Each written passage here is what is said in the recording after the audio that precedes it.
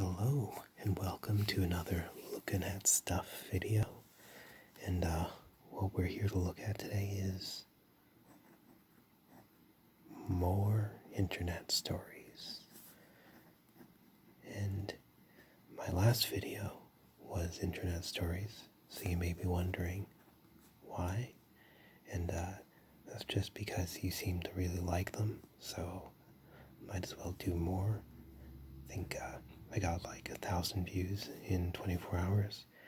For a very small channel like mine, that's a lot. So people seem to like them. And, I started on the internet in 1997. I've mentioned that before. That's a long time, so I do have a lot of stories. And I figure some fun things to talk about now would be just people I met on the internet back in the day. A lot of these, pretty much all of these people are people I've lost contact with. And that's a sad thing, because the people you meet throughout your life, that's really the treasure that you build up. And if you can keep contact with those people and maintain those connections and see how they live and how they grow and how their lives develop, that's just one of the best things in the world, I think. But so where to start? I guess I'll start with ICQ. Now, I've talked about ICQ quite a few times in the past, but I'm going to go over it again. So ICQ was probably the first social networking application that really got huge. It was ubiquitous. It was kind of Facebook before Facebook. I mean, I came from a very small town, around, not very small, but this is including town outskirts and everything, about 10,000 people. And out of all of those, maybe only 2,000 of them were English speaking. And pretty much at the time, you could search for anyone that you knew on ICQ and they would come up, like anyone. I remember searching for James Randi, the magician and skeptic, and sure enough, he was on ICQ, and I sent him a contact request. Actually, with ICQ, you didn't need anyone's permission to add them to your contacts, I don't think. I think you could just add them and start sending them messages. And sometimes there may have been ways for them to block you. It's been so long, I don't remember. But I do remember him asking me to leave him alone, which I did. Because I didn't realize he was famous at the time. I just saw him on a documentary and thought, hey, he seems interesting. But anyway, this was the symbol of ICQ. It was a flower, and it was usually green, and everybody on your contact list had a little flower beside their name, and it would indicate their status. So if it was red, they were offline. If it was gray, it was something else. If it was green, they were available. And when you got a message from someone on your list, you would hear, uh-oh. So anyone who is an ICQ user, that sound is lodged in their brain permanently. And everyone in ICQ was identified by a number, which I think was called your user ID. And I do not remember mine, but I seem to recall it was 6 digits. And ICQ was owned by an Israeli company called Mirabolus. And ICQ was sold to a Russian company sometime in the 2000s, and they lost many of the accounts, but apparently it still exists. Anyway, so I had ICQ sometime, I think it was around as far back as 97, and it would be just a long window that you could have on the left side of your browser. You have your bar here, and you have all your contacts. And what would happen is sometimes I'd look for people on my own, but sometimes I'd have a friend over, usually my friend Richard, and we'd just be hanging out, and I'd be in the evening, and my mom was asleep or something, and we'd be like, let's try to find some people online and talk to them. And met some interesting people that way. One of them was this woman started sending all these pictures of a very attractive woman, claiming they were her.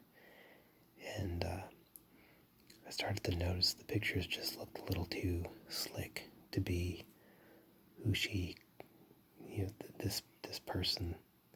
They didn't look like Polaroids or family photos.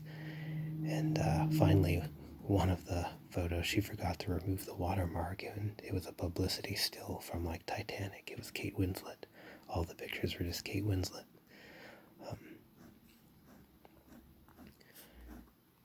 Let's see. Another person was, let's see.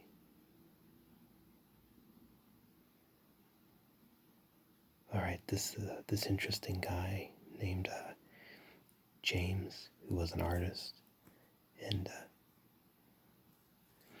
I started chatting with him, and then I started getting angry messages from a girl named Sarah, who claimed to be his girlfriend, and he was in his 20s, and she claimed to be 16, which was kind of weird to begin with, and she started messaging me, getting angry that I was taking attention from James that should be going to her, which was weird because I was, just a teenage boy. I was just talking to him about art and stuff.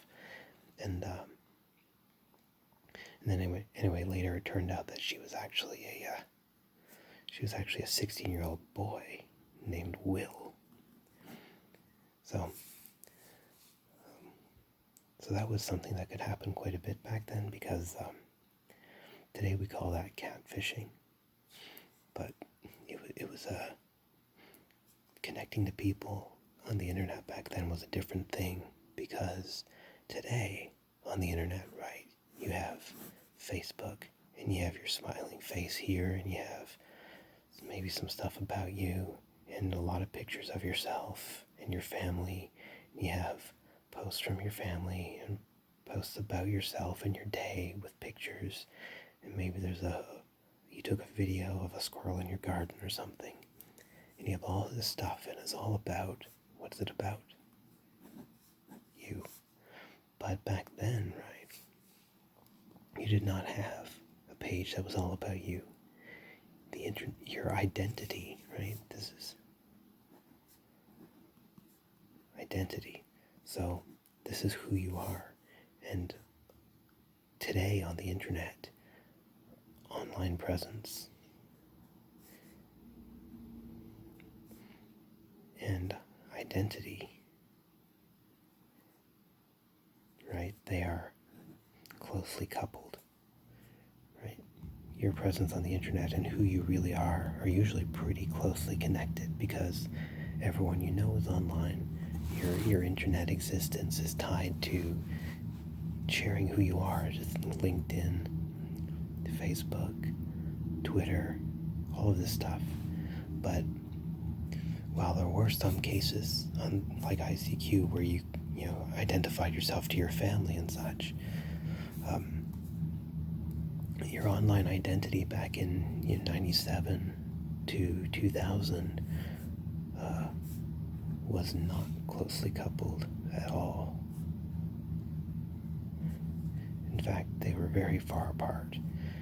And sometimes they may happen to have some conjunction, but really your existence on the internet was pretty anonymous back then.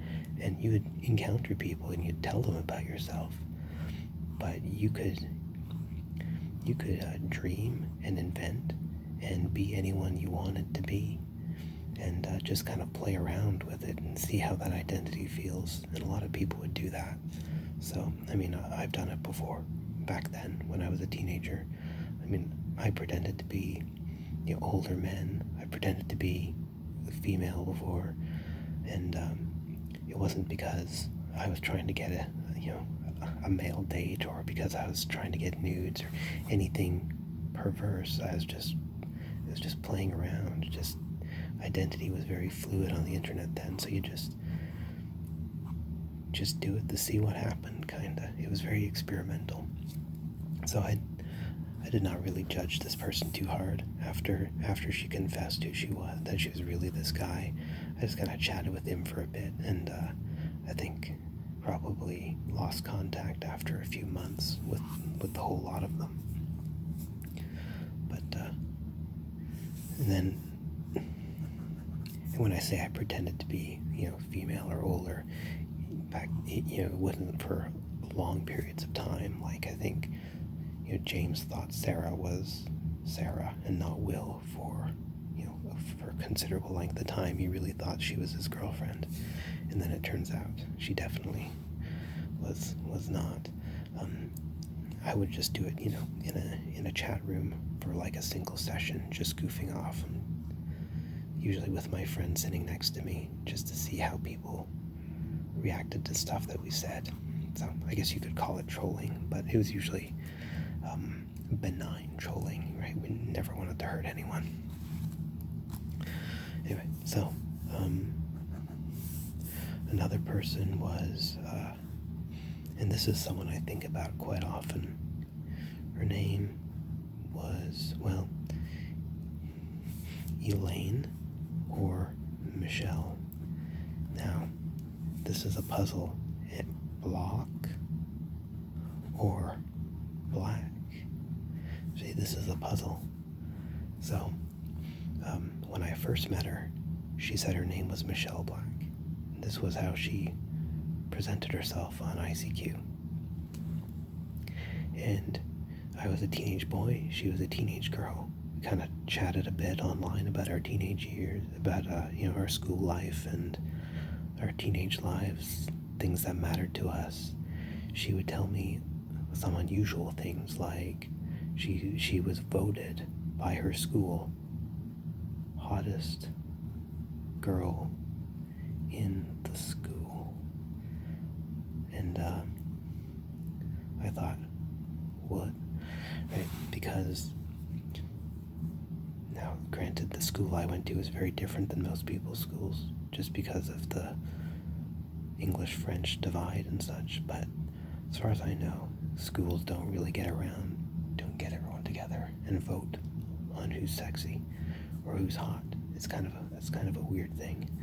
So who was voting in this poll, and how did they determine that? She also sent me her picture, and while she was, I guess you could say, a pretty young lady, I didn't think she was super hot. And she didn't really make me drool, as they say. I mean, I thought she was sweet. I thought she was, cute enough, but I guess now I really loathe putting people's looks on a numerical scale, but if we can do it with pain, I guess we can do it with attraction. So I do not say she's a 6. I say my attraction level to her was a 6 out of 10. Right? That way I'm not objectifying her. I'm just talking about my feelings. Okay. So, but, I did like talking to her, and I thought she was cool. And she was on like the softball or volleyball team or something, and she sent team pictures, and she was clearly in the photo. So it made me think that she was at least definitely who she said she was, even if this was probably a fantasy. And then at some point, I forget why, she suddenly confessed that her name was not Michelle Black, but actually Elaine Block, and that this was a fake name, so she didn't reveal her own identity. Remember, people didn't want to put their real identity on the internet then. It wasn't about, malicious or crazy, strange role-playing, or everyone liked lying. it was really, I think people were scared to say who they were on the internet back then. It was, people didn't really understand it. It was, the thing is, right, when you think about today, you have this, for a while there was a lot of talk about the dark web. And what is the dark web? It's the parts of the web that's not tightly networked, right? So you have all this stuff that's networked tightly, like, Google and Instagrams, and wikis, and all of this stuff is so tightly networked. But then you have this other stuff where you can just, if you know the address to get there, you can get to it. Like if you have, a direct IP address or something, but it's not in the network, you can't find it there. That's dark web, right? But in 1997 up to like into the early 2000s, I don't know. All of the internet was the dark web, pretty much. So because while there was networking, it wasn't very tightly networked. You had some directories, you had different search engines that were, cataloging, but there was plenty of stuff that was just out there, and unless you knew it was there, you found the link somewhere. It was advertised or something. You just you couldn't find it. So there's plenty of dark web back then, and it wasn't like sinister stuff. It could be just anything.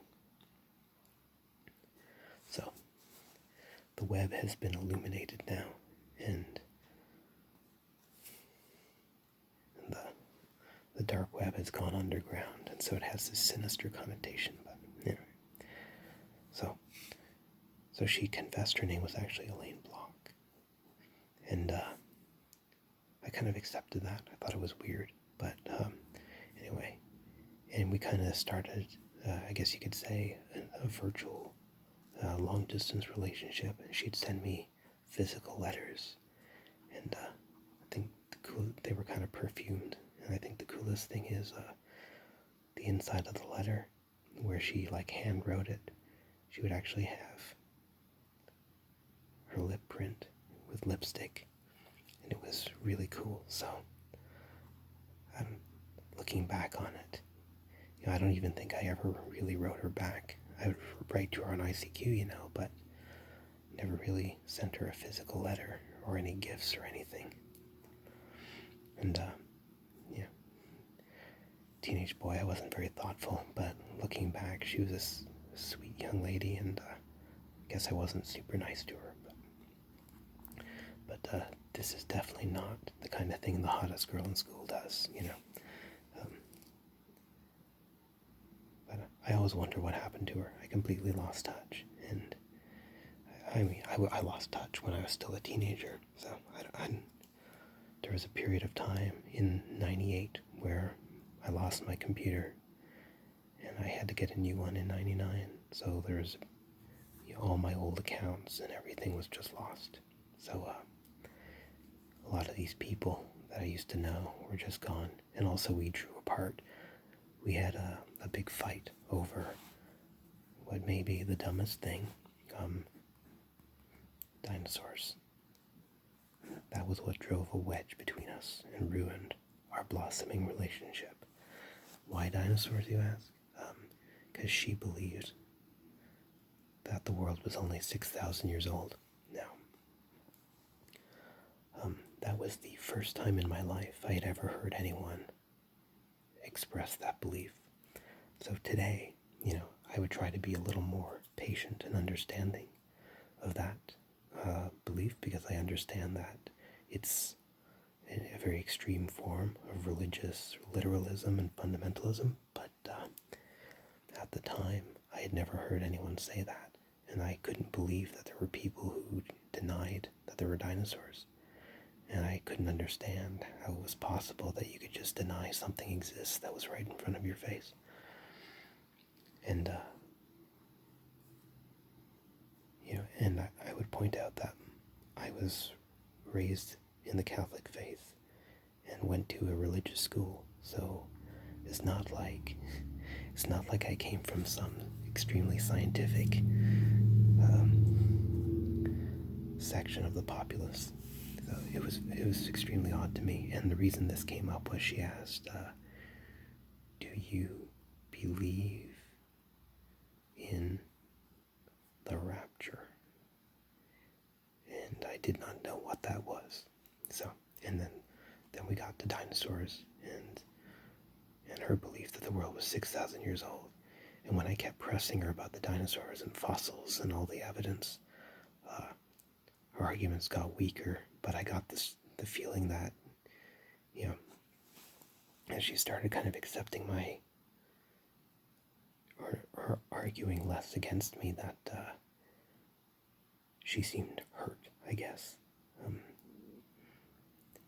I felt pretty bad about it. It's not my place to ruin someone's beliefs, but at the time I was pretty shocked and appalled, honestly, that someone believed something that stupid. So, yeah, I know I just said I would be respectful to this kind of belief, but I guess I was wrong. This is an extraordinarily stupid belief. So that was Elaine. And again, it would be really cool if I could find out whatever happened to her, but I very much doubt I ever will. I have looked her up, and nothing. What else? Oh, another. I'm going to skip off ICQ for now. ICQ is where I met the piano player who is now in prison, and someone has recently asked me if I could tell that story, and I can't think of any way to talk about it that would not be kind of cruel, because this is a really sad thing that happened to this person, and I think using that for entertainment purposes, which is what this is, would be kind of a violation. But she was a friend of mine that I met on here, and I probably stayed in touch with her longer than anyone. I met her in, I think, probably 99, maybe even earlier, and I remember she was into things like, I can kind of talk, she liked Ben Folds 5. That was like her favorite band. Her email address was even Emmeline5, which is a Ben Folds song. And she was, she really liked Todd Solondz movies. I don't know, I forget how you spell it, Todd Solondz.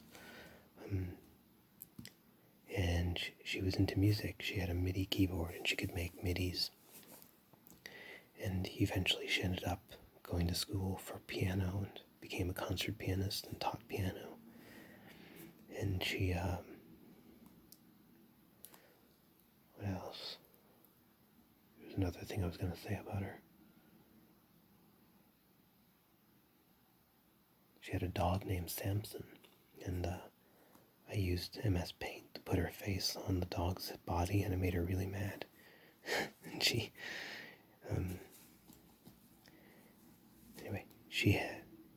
had two friends. One was named Katie Ford,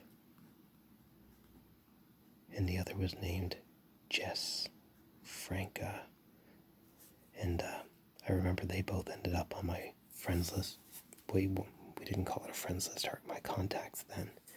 And Katie was just the most acerbic, mean-spirited person. But it's one of those people who's mean-spirited in a way where at first you're taken aback, but then you realize that's just their personality, so it doesn't get to you anymore. So, and then Jess was just It's a very nice person, but kind of kept to herself. And then, but anyway, this person ended up, the friend of mine.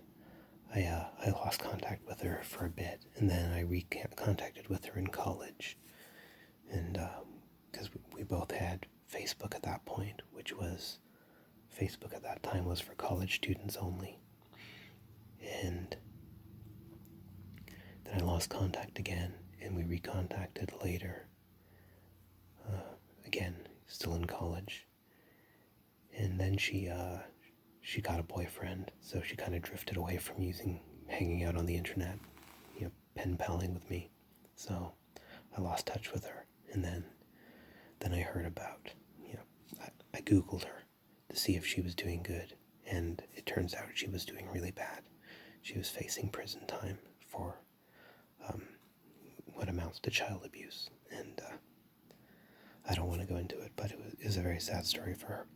And I said I wasn't going to talk about it, but I did, but without putting her name. But she was a good person. She just went down a bad path.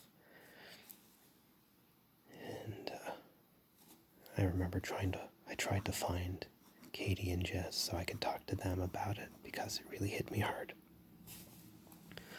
But I could not find them.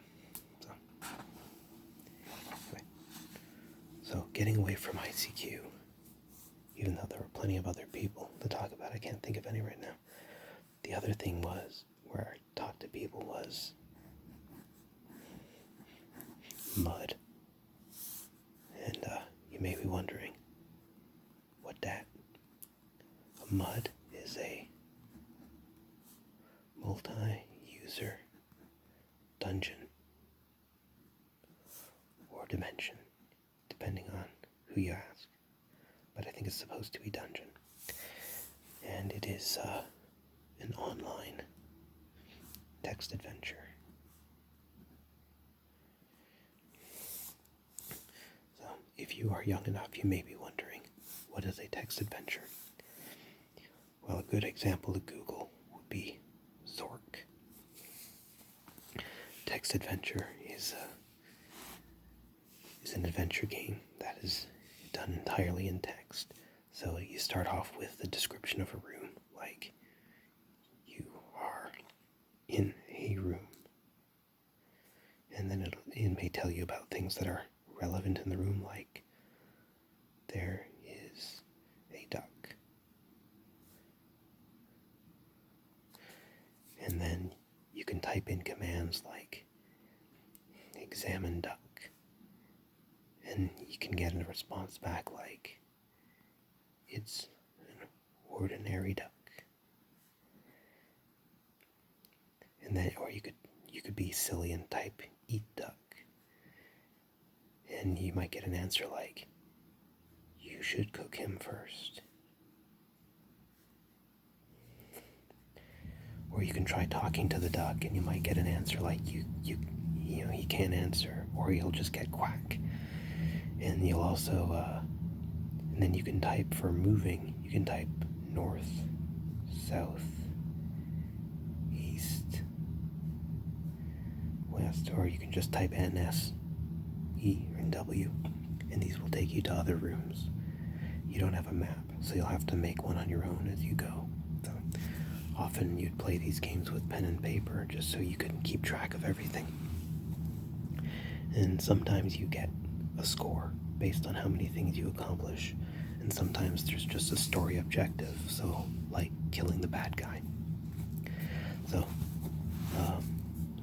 a MUD is an online version of this game, like Zork, but it's bigger. Instead of just having one story, you have many different stories called quests that exist in an online world.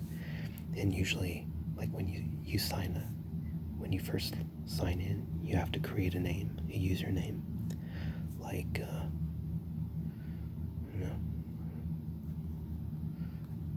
create a username like Baldrick.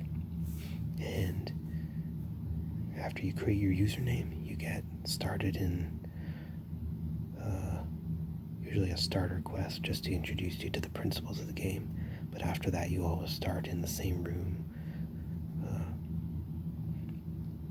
And in the case of the mod I played, which was called Asylum, you would start in the Temple of, oh boy, what was it called? Creation, I think. And from there you'd step out and you'd be in a town called Sanctuary. And you just explore Sanctuary. You could find, these games they could be science fiction, they could be fantasy, they could be anything, but they were usually fantasy. So you'd get weapons, you get armor, and you could learn spells, and you just use your direction, north, south, east, and west, to go from room to room and find different things to do, different creatures to kill. Fighting was a big component of it, and the creatures were called mobiles, and any non-player character, we know them now as NPCs, but back then they were known as mobiles.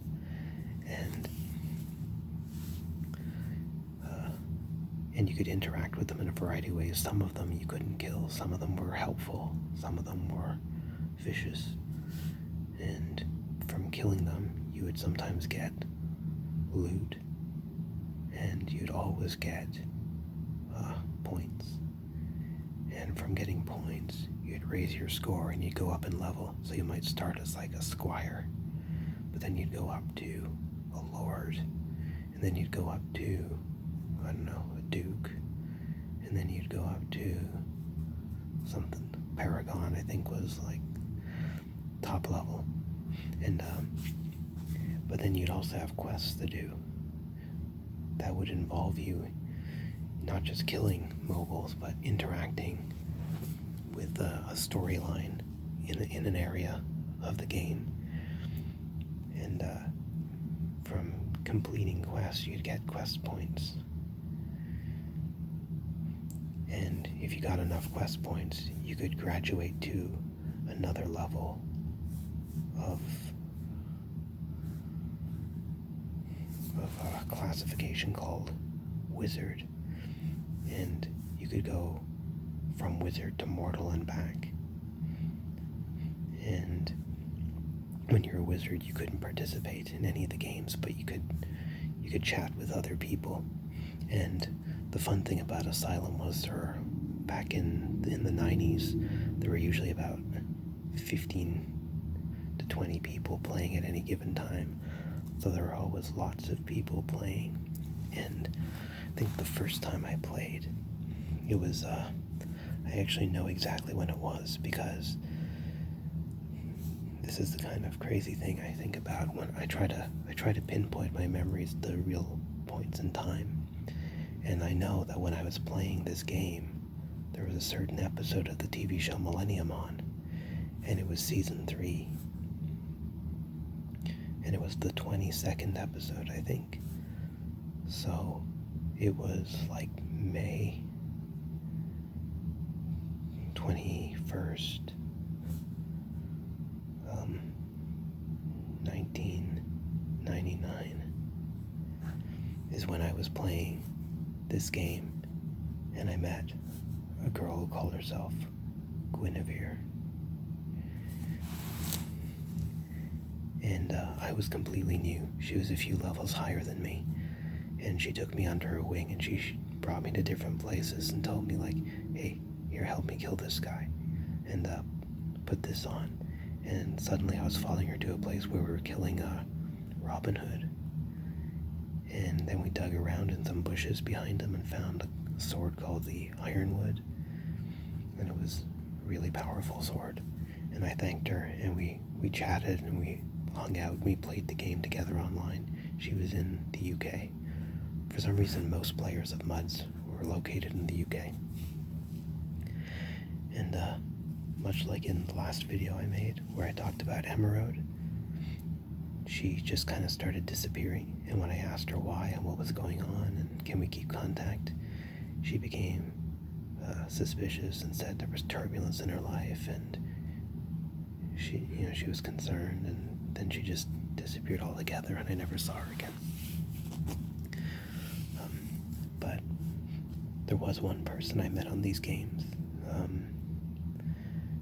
His name was Martin, and he is still on my Facebook friends list today. So I've known him since 1999, and he currently runs his own mud. It's still active today. It's called 7 Degrees. So 7 DOF, but that's 7 degrees of freedom. And that's because the guy who originally made it, Alan, he was a physics major.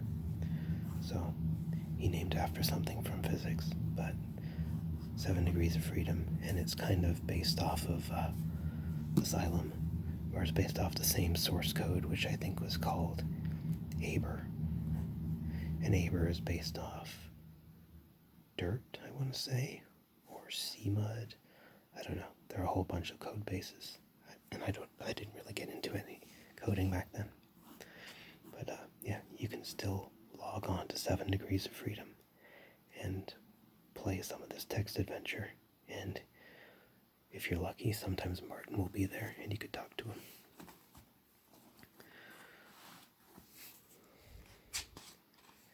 And, I don't know. I don't think this video is as good as the last one. I didn't get into a lot of the really cool, strange events on the internet like I did last time. I got a little too carried away talking about people and stuff, but I really hope you enjoyed it.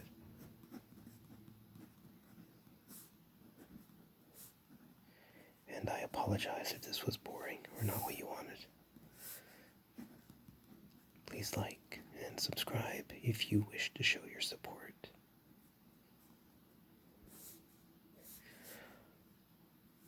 And most importantly, thanks for watching and supporting my channel. Hope you have a great weekend.